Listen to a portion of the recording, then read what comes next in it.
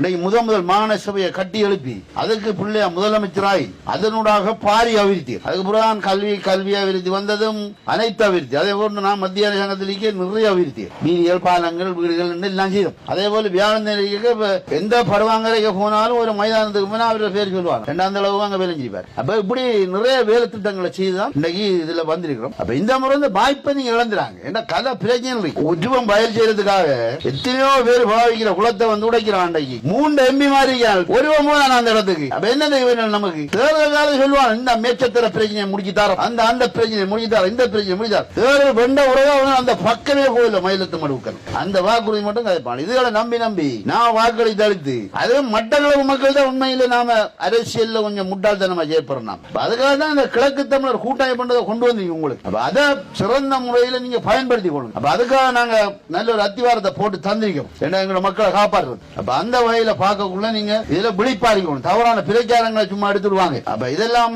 நம்பி நீங்க ஏமாந்துறாங்க. அப்ப நல்ல வாய்ப்பு நமக்கு இது. அப்ப இந்த வாய்ப்பை சிறந்த முறையில் நீங்க பயன்படுத்தணும். தெளிவாக்குங்க மக்களுக்கு. நம்ம இலங்கை அரசாங்கத்துல அது ஒரு விதி மாதிரி ஒரு அரசாங்கம் மாறினா முதல் அரசாங்கத்தை முழு பேரையும் முடிச்சு உள்ள விடுவாங்க. கொஞ்ச காலத்துக்கு திருப்பி அடுத்தவன் வந்தா இவனுக்கு உள்ள விடுவாங்க. இது எல்லாருக்கும் இப்ப இந்த அரசாங்கத்துக்கு அடுத்த முறை போவாங்க உள்ளு. இதுதான் பலமையான விஷயம். முழங்காரி நானும் உள்ள இருந்து வந்தேன் தான். அப்ப இது பலமையான அதான் அரசியல் பழிவாங்கல். அப்ப இது எங்களை மக்களையும் எங்களோட இருப்புகளையும் ஒரு நாள் பாதிக்க பொருள். இதை பற்றி நாம் அலட்டி கொள்ள வேண்டிய தேவையும் இல்லை. ஆனா என்னென்ன தியாகங்களை நமக்காக செய்தவங்கன்றதை நாம உணர்வுபூர்வமா சிந்திக்கும். பிள்ளையான் சிறையில் கிடக்குறால் ஒரு கொடுமையான விடயம். ஏற்கனவே தேவையில்லாத பிரச்சனையில கிடந்து கிட்டத்தட்ட 4 வருஷம் சிறைச்சாலை அனுபவத்திலிருந்து நிரபராதி என்று அனுப்பினாங்க.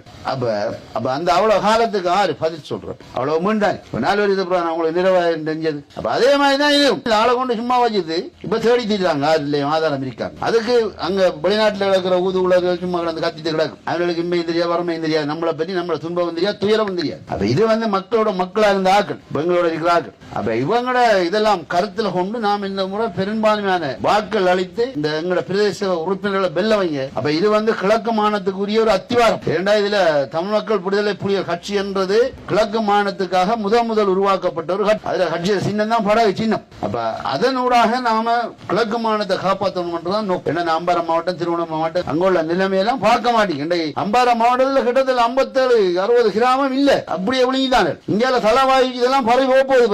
அங்கால பாருங்க ஒற்றுவன் பயல் செய்யறதுக்கு வந்து ஒரு குளத்தை உடைக்கிறான். நம்ம எல்லாரும் பார்த்திருக்கோம் அந்த பெரிய குளத்தை.